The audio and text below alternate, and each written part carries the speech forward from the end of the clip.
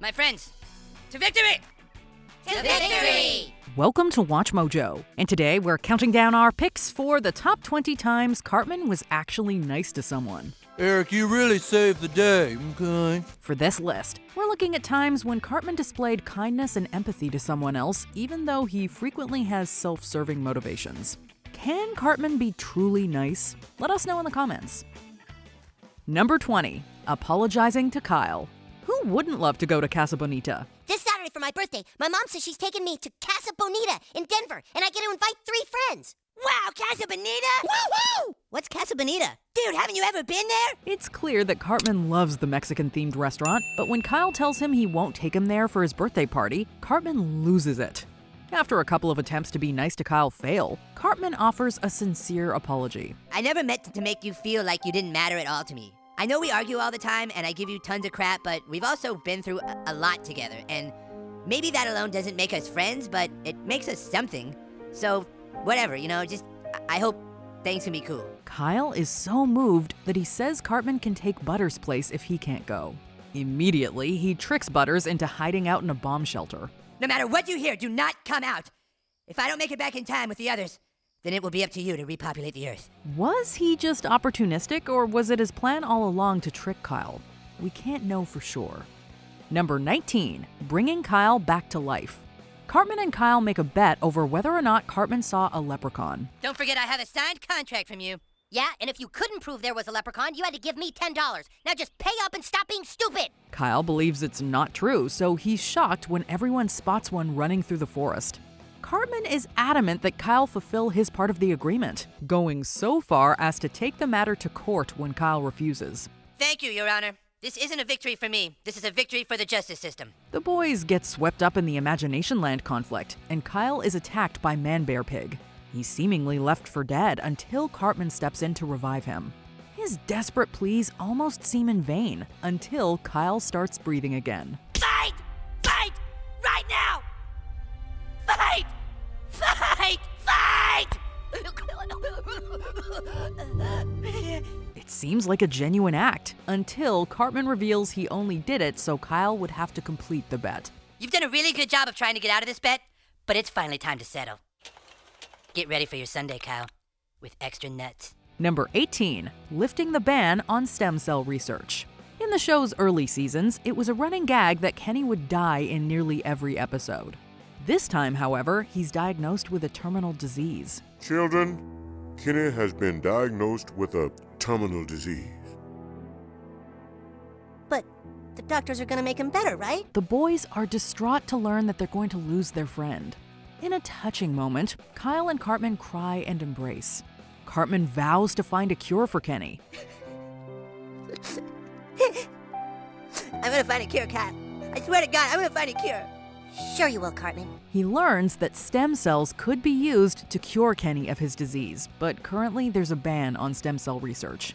He manages to convince the government to overturn the ban by singing Heat of the Moment in the House of Representatives. It was the heat of the moment, telling me what your heart meant. Sadly, Kenny passes away before he can be cured.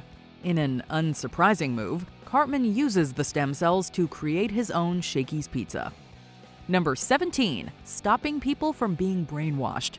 Planetariums are not always the most exciting places to visit, but that changes on a school field trip when students are brainwashed into loving them. And now breathe deep as the stars slowly start to move in little circles. I know you think planetariums are boring, but I'm gonna try to change the way you think about that. Eric Cartman skips out on viewing the Star Show to try and win a contest to be in a Cheesy Poofs commercial.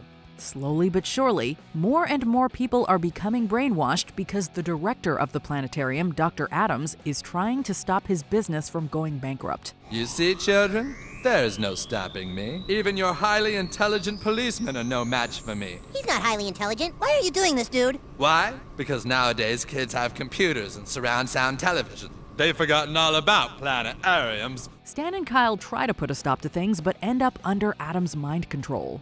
Upset that no one saw his Cheesy Poofs commercial, Cartman kicks over the Star Machine, freeing everyone from being hypnotized. Yes, he unknowingly saved the day, but it's Cartman, so we'll give it to him. Wow, what a day this has been. I was on TV, and I'm a hero. Don't pick your nose, hon. God damn it, I wasn't picking it, I had an itch! Number 16, saving South Park from hippies.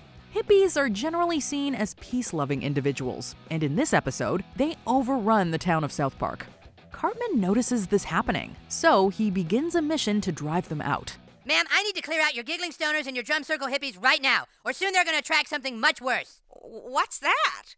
The college know-it-all hippies. When he tries to warn city officials about the impending danger, they don't take him seriously, and he's actually imprisoned for rounding up hippies. You can't kidnap people and lock them in your basement. They're not people, they're hippies! Is this problem under control? I handled it, Mayor. Gee whiz. The townsfolk come back to Cartman with their collective tail between their legs once they realize the danger South Park is in from the music festival. He saves the day by having Slayer blare through the sound system. Oh, man, not cool. This music is so angry. This is killing my buzz. While Cartman struck a deal to get a Tonka radio-controlled bulldozer in exchange for his efforts, he was already trying to save the town before the hippies reached a critical mass. Number 15, reporting foster parents to CPS. After Kenny is put into a foster home, Cartman is now the poorest kid in school. Now that Kenny's gone, your household actually has the lowest income. I'm sorry, pal. Fearing that Kyle will now make fun of him because of this fact, he conjures up a plan to also be put into a foster home of the Weatherheads. He soon finds out that his foster parents are extremely strict. Do you understand, or do you need the punishment room? Oh, hell no. Ma'am, Dad's being mean to me. Ma'am! Ma'am! My name is not Miem. After Cartman contacts Child Protective Services on the Weatherheads for only providing the children with Dr. Pepper to drink, their disciplinary methods are found out. It's my business because Child Protective Services is accountable for these kids. Have I given you my headshot? Yes, we have that. Okay, now are you only giving these kids Dr. Pepper to drink? If we want to serve agnostic beverages in this house, then by Godish, we'll do it. The parents are eventually arrested, and everyone is returned to their original homes. If Cartman hadn't entered the system, who knows if the foster kids would have been rescued? Number 14, fixing the gluten problem. The gluten-free craze has swept South Park, and for good reason. When a nutrition advisor from the USDA hosts a demonstration to show there's nothing wrong with gluten, things go off the rails pretty quickly.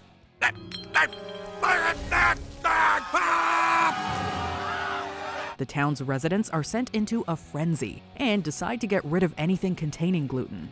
Cartman is bummed that the party he was going to throw with Stan, Kyle, and Kenny is gonna suck because they won't be able to serve pizza and cake because both contain gluten. What kind of epic party can you have without pizza and cake? Now all we've got is Lord. In a dream with Aunt Jemima, he's given the answer to solve the problem. When he informs the USDA to flip the food pyramid, peace is brought back, and people know how to fulfill their dietary needs. We really dodged a bullet, young man. Thanks to you, America knows what to eat again. Yeah, well, I'm glad people aren't mad at you anymore. I know what that feels like. Number 13, defeating the griefer. Sometimes you just want to unwind and play World of Warcraft. That's exactly what Stan, Kyle, Kenny, and Cartman are trying to do, but keep getting killed by a griefer. That son of a bitch! Who is that guy? Whoever he is one tough badass. To try and take this player down, Cartman organizes their wider friend group to team up. The attempt fails, and everyone gives up on playing the game. Eric refuses to accept defeat and rallies Stan, Kyle, and Kenny to grind their characters to match the experience of the griefer. Dude, my mouse clicking finger hurts. Keep clicking, Kyle. You can do it. The boys do gain some extra weight from their commitment, but with a little help from Blizzard execs, they are ultimately able to defeat their enemy. We did it, you guys. We're totally heroes. That was such uber ponage. I can't believe it's all over. What do we do now? What do you mean? Now we can finally play the game. Cartman wasn't going to let someone else ruin his friend's enjoyment of World of Warcraft. Number 12, finding Sarah Peterson's doll. Playing detective has its rewards. When little Sarah asks Cartman, Kyle, Stan, and Kenny to locate her missing doll, they happily take the case. Is this the South Park Quiet Unit? Yes, it is. I lost my dolly. Thank you, Miss Secretary. That would be all. When another group of boys hijack their investigation, they vow to figure out who's responsible first. The first suspect they bring in is Butters, but soon they get a tip that a doll was spotted at Fossey's house. Cartman! Cartman! We just got a tip that a doll was found near Fossey's house. Let's go! They spot Fossey and Bill playing with the doll, and after a fake slow-motion shootout, they rescue the doll. Sarah's mom is so elated by their work that she informs the actual police to let them know how brave they are. Cartman wasn't alone on this one, but he still helped out. Their reward? Solving actual crimes in South Park. So ready for your first assignment? Sure. Okay, there's a meth lab down at 567 Mala Vista. The operators are probably armed to the hilt with illegal weapons. I want you to get down there and see what you can find. Number 11, helping the calves. When Cartman sees a herd of confined, wide-eyed calves, he's eager to eat them up, but the boys eventually convince him to help rescue the little bovines. Granted, Cartman only agrees after giving Kyle a face full of farts. Oh man, that was so awesome! Without his Mission Impossible breaking and entering playset, though, the calves would have been destined for the slaughterhouse. How does this thing work, Cartman? Jesus, don't you guys have any toys? First you put on the black ski mask and use the torch to cut a hole in the roof.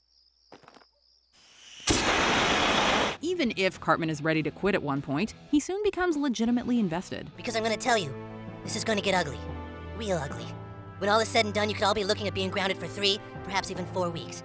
So if any of you guys want out, just say the word now. I want out. Shut up, Cartman. After the boys are deemed terrorists, Cartman is the one who negotiates with the authorities. Although they don't get the calves to Mexico, Cartman's negotiating tactics result in the word veal being changed to tortured baby cow, which doesn't sound nearly as appetizing. You got a real sick kid here, Mike. Did you get the other things for us? Well, I did manage to get the FDA to officially change the word veal to tortured baby cow. Thus, Cartman not only helped save these calves, but also calves everywhere. Number 10, taking down Osama bin Laden. Cartman, where are you going? I'm gonna go take care of this prick. Cartman, he's crazy. He's not crazy, he's an idiot. I know how to deal with these people. America owes a great debt to Cartman. When the American-Canadian War was breaking out and hell literally started rising, Cartman saved the day with some choice words for Saddam Hussein. Following 9/11, Cartman took on Osama bin Laden by borrowing a few pages from Bugs Bunny and other wartime cartoons. A stick of dynamite blows up almost the entire Taliban, with only bin Laden left standing.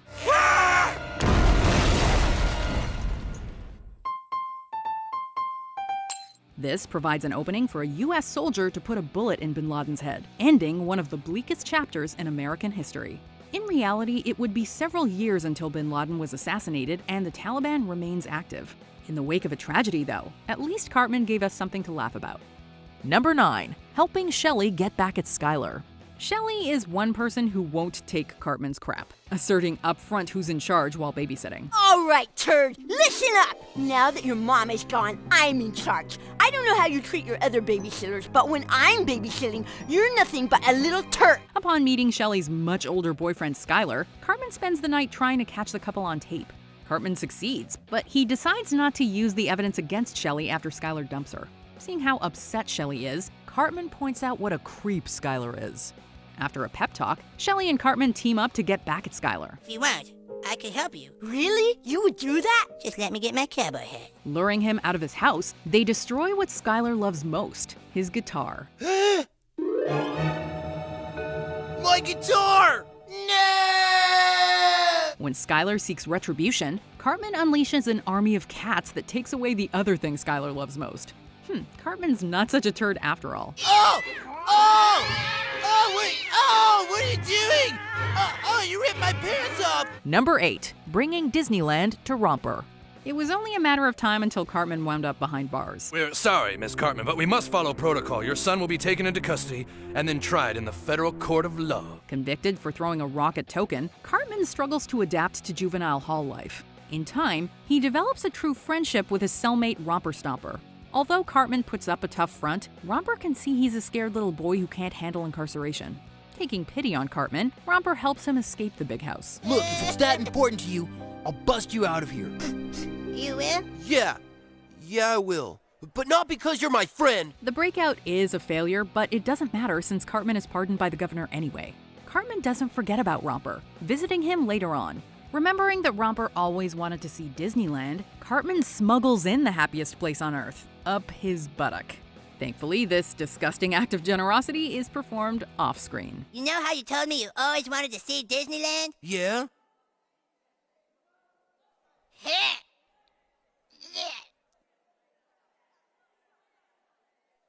Let's pass to the cabin. Whoa! Here comes the Space Mountain. Number 7. Uniting the town. Everyone stop, please! The child from the hospital. It's not often that we see Cartman serving as the voice of reason. In the 100th episode, however, he delivers a classic I learned something today speech. Like the rest of the country, South Park is divided over the Iraq War. Following a self-induced flashback to 1776, Cartman finds that the Founding Fathers faced a similar quandary. Through Benjamin Franklin, Cartman learns that a country must be willing to fight for its freedom, but people should also have the freedom to protest. It's called having your cake and eating it too. Cartman passes along this lesson to his town, showing them that it takes a little bit of country and a little bit of rock and roll to achieve balance. While South Park still has differing opinions, Cartman brings everyone together in perfect harmony. Cartman? Cartman saved the day? Can't be. The Founding Fathers want you all to know that we can disagree all we want, as long as we agree that America kicks ass. Number 6. Curing AIDS. On WatchMojo's list of the worst things Eric Cartman has ever done, giving Kyle HIV came in second. Why do I have HIV? Oh, you have HIV, huh, Kyle? Guess it isn't so funny now, is it? Hey, at least he didn't make Kyle eat his own parents. But, as reprehensible as Cartman's actions are in this episode, he does redeem himself. Cartman realizes that the answer to curing AIDS must reside in Magic Johnson, who has been living with an HIV diagnosis since 1991. It turns out that Johnson has been unknowingly sleeping with the answer this whole time. Large sums of cash. Dude. Oh yeah, I don't trust banks. I sleep with all my money. You sleep with money? Every night? Yeah, I like to keep it close for... You don't think that... Thanks to Cartman, Kyle, and a little bit of magic, AIDS is finally cured, assuming you have $180,000 lying around. Cartman saved countless lives by destroying one of the deadliest diseases in human history. Still, if we were Kyle, we'd probably break Cartman's Xbox too. Well, I tell you this, Kyle. I'm never getting my tonsils out again. I'm still breaking your Xbox. What? No! No! Kyle, no! Number 5. Freeing hostages. Getting ignored by his schoolmates, Cartman jumps to the conclusion that he's died and become a ghost. Kenny? Stan, it's me, Eric. Kenny, you want 50 cents? With help from Butters, Cartman seeks atonement to enter heaven. Gift baskets hardly make up for the atrocities he's committed, but at least Cartman's heart is in the right place. Cartman comes to the conclusion that he's still on Earth to stop a hostage crisis at the Red Cross Center. Assuming that nobody can see him, Cartman waltzes right in and starts making a ruckus.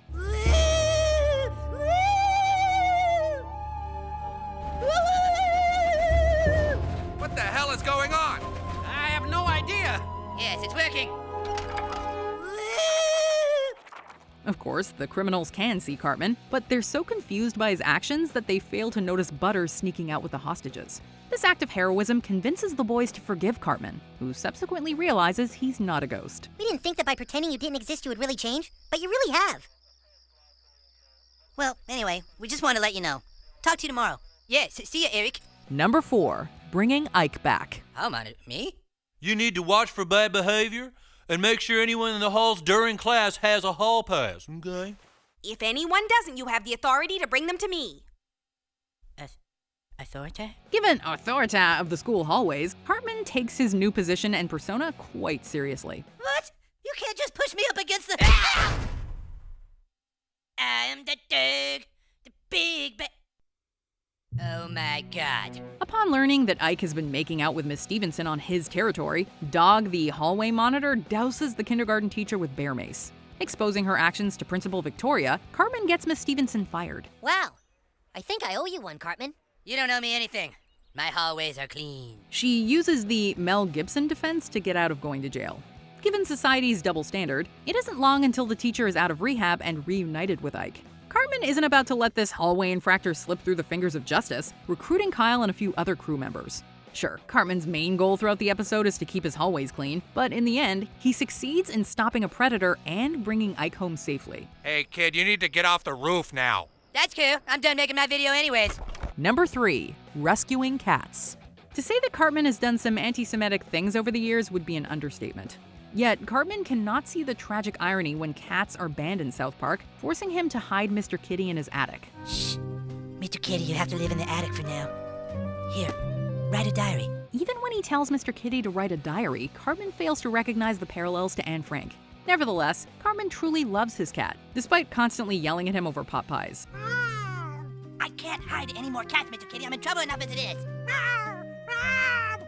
All right, fine. It isn't long until more cat owners start showing up on Cartman's doorstep, begging him to take in their beloved pets. In an especially rare instance, Cartman doesn't have any ulterior motive. He rescues the cats purely out of the goodness of his heart. Perhaps I could find space for just this one more. Oh, you show such kindness in such darkest of times. Number 2. Saving the Broflovskis. Given all the times they've butted heads, Cartman is initially thrilled when Kyle and his family relocate to San Francisco. Come on, everyone, let's sing! Na na na na, na na na na, hey hey hey, goodbye, cat! Cartman finds, however, that his life is empty without Kyle to rip on, and Butters can't fill the void. When San Francisco is about to be hit by a smug storm intensified by George Clooney's Oscar acceptance speech, Cartman dons a hard hat diving suit and sets off to rescue the Broflovskis. Wow, Eric, you sure are a great guy for doing this. I don't have a choice. Somebody has to get into San Francisco and warn Kyle's family to get out before the storm hits. With Butters assisting him from afar, Cartman finds the Broflovskis just before the storm wipes the city out. Have to get out of here now!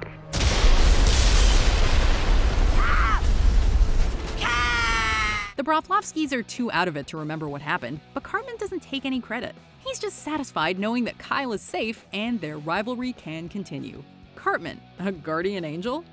Before we continue, be sure to subscribe to our channel and ring the bell to get notified about our latest videos. You have the option to be notified for occasional videos or all of them. If you're on your phone, make sure you go into your settings and switch on notifications.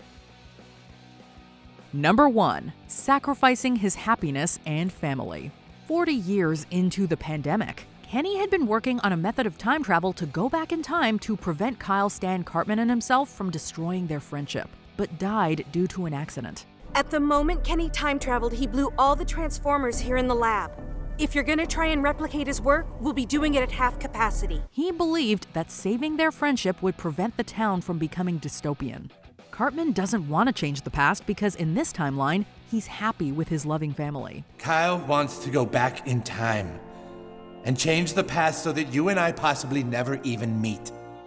If I never met you, my life would be meaningless. Mine too. You are my whole world. After Cartman is convinced by his wife to let Kyle and Stan enact Kenny's plan, he puts it in God's hands that he'll be reunited with his family when the past is changed. I have faith that God will see my family through this. Okay, Kyle. You do whatever it is you need to do. Unfortunately, in the altered timeline, he's got an unhealthy relationship with alcohol and no home, while everyone else's life has improved. It is a truly selfless act. Hey, come on, fellas. We can't spend another holiday feeling bad for Eric. There's nothing that could have changed the path he was on. Did you enjoy this video? Check out these other clips from WatchMojo, and be sure to subscribe and ring the bell to be notified about our latest videos.